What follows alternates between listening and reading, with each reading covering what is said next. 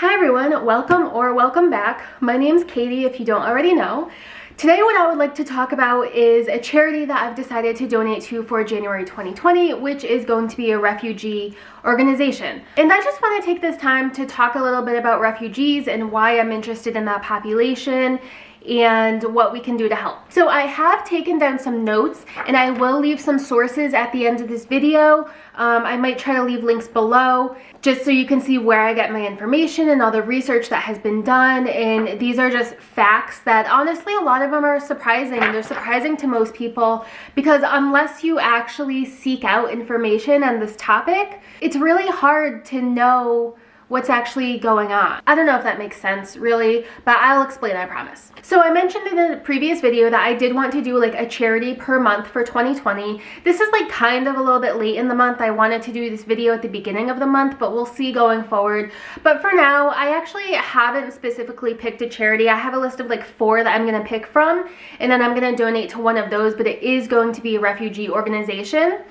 One of the reasons I'm super interested is because I've been doing online learning courses through edx.com and Coursera, I think it's .org, and I've learned a lot of things that you just don't really learn in school or from other people unless you have actually sought out information on that topic.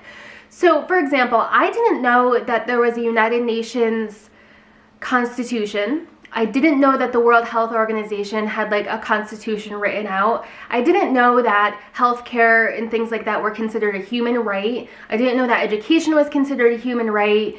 And I'll link those below. There's just so much out there that people, I don't know if they just ignore it or they don't know it, but there's just so much, but it just shows that there's so much room for improvement in how people live in this world. And ever since I've been taking those courses and over the last 2 years just with traveling and everything, I've really started to think that the earth was given to everybody to share. And these country borders, these geopolitical borders that we have made are completely arbitrary and completely made up, and everyone is human and you're not worth any more or less because you were born in a certain country. Like I didn't choose to be born in the United States, I just happened to be born here. And that doesn't make me better than somebody born in a less fortunate country or a less fortunate circumstance just by chance. Additionally, it's a semester because it's through Yale University. I've been out of college for many years, but I'm going back to grad school. I'm going to talk about that more in another video, but I'm really interested in global affairs, international economics and development, and humanitarian work. And so because my day job doesn't really involve any of those things, I've decided to branch out a little bit and try to get some volunteer roles, which will help me eventually move to a full-time job in that field. And so what I'm going to be doing this semester, even though I'm not in school yet, it just goes by semesters, is tutoring a refugee woman. It is going to be online, so it is going to be a little bit challenging. Her first language is Persian. She did take the tutoring last semester, so I think she has a little bit of basic English knowledge, but a lot of these women, what they want to do is basically learn enough English to pass a citizenship test and interview, or learn enough English to be able to take the driving test and get an identification, or just learn enough English to be able to go shopping or navigate transportation. So I'm going to be tutoring a woman one-on-one, and I am very excited to be doing that. We're going to meet 2 hours a week, probably, just so it's not overwhelming, but enough to get some basic information. So for the rest of this video, I kind of just want to go over some facts and figures and some definitions, which again, I'm going to leave my sources. So basically, a refugee is somebody who has been forced to flee their country because of persecution, war, or violence. They are given legal status because they have basically provided sufficient proof that their life is in danger.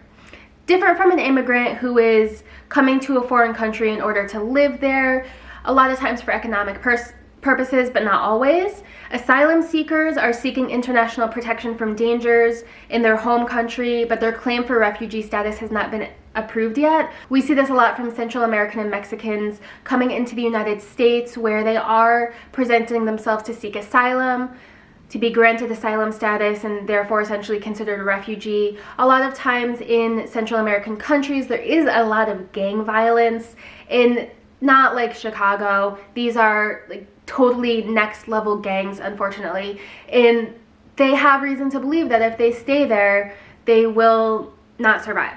But a lot of times it's very difficult for them to prove that, and unfortunately the American immigration system requires that they prove that, so it is difficult for a lot of them. An internally displaced person is basically someone who is forced to flee their home, but they stay within their country borders. So it's estimated that there are about 80 million refugees worldwide. It's not a ton of people when you consider the population of the world is 7 billion, but it is a lot of people. Usually about more than half of the refugees are children, unfortunately. That 80 million figure includes 45.7 million internally displaced persons. And 67% of refugees are from just 5 countries in the world. So countries that people are fleeing from very often include Syria, Venezuela, Afghanistan, South Sudan, and Myanmar. I originally got interested in Myanmar specifically. I don't know if I'm pronouncing that correctly. I'm sorry if I'm not.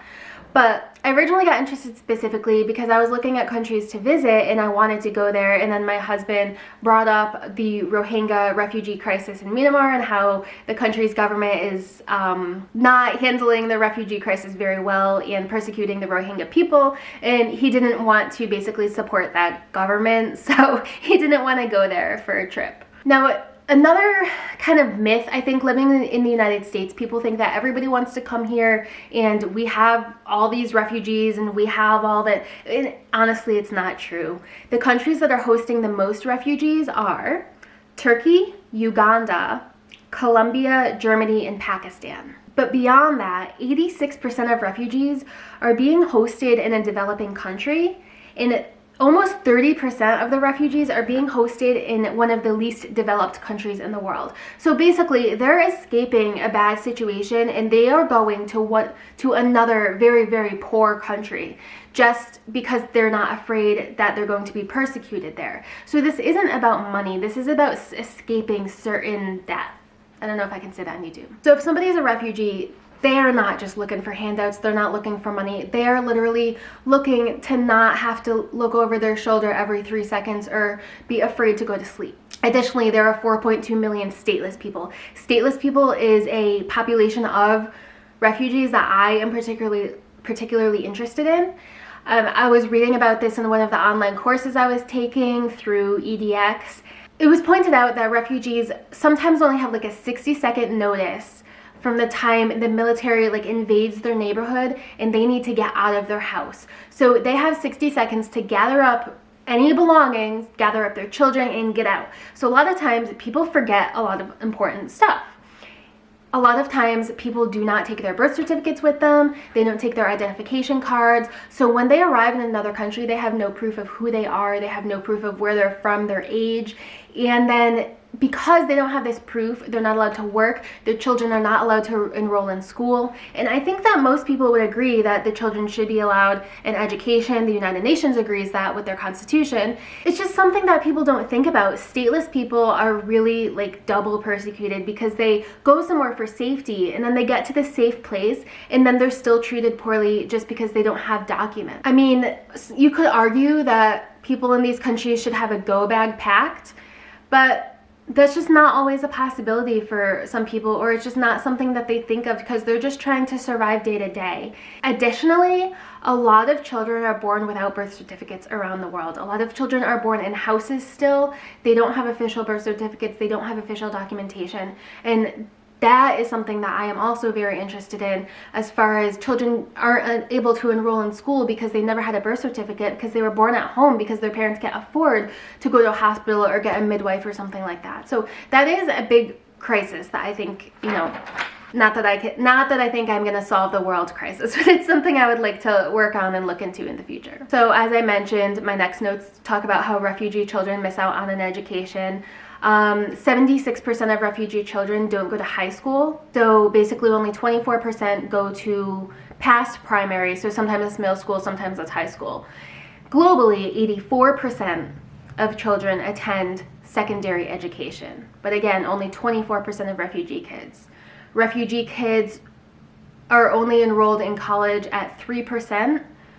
Globally, about 37% of the population goes to college. There is also a gender gap where boys are more likely to be able to go to school than girls. You know, a lot of times that's financial because parents can't afford school supplies for more than one child. A lot of times it's human capital because women do still bear a lot of burden of the housework jobs to be done around the world. So if they need water, they're gonna keep their daughter home from school to walk 10 hours a day to go fetch water and come back with it while the brother goes to school. So that's what I mean by human capital, the value of household work, the value of household labor. Another thing I would like to note is that for refugees coming to the United States spend 18 to 24 months going through a vetting process. They are so thoroughly vetted that they are so safe when they come here. By contrast, Canada only vets their refugees for 4 or 5 months and they still don't have problems with refugees.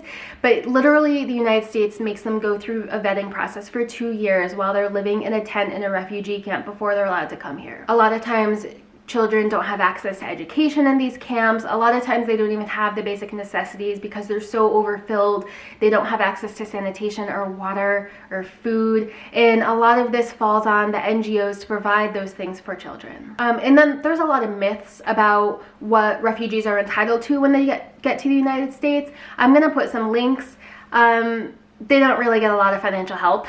Basically, they might get help for a couple months, but it is expected that they do end up working. Most refugees do learn English, and most of them are actually employed at the same rate Americans, natural-born citizens, are employed. So if 50% of American women are working, about 50% of refugee women are working. And it's not always in jobs that Americans want to be doing either. That's kind of my information on refugees and why I'm choosing to donate to a refugee organization for January 2021. I've still got to decide on a February 2021 charity, so we'll see. Let me know if you have any recommendations, and I hope this was helpful.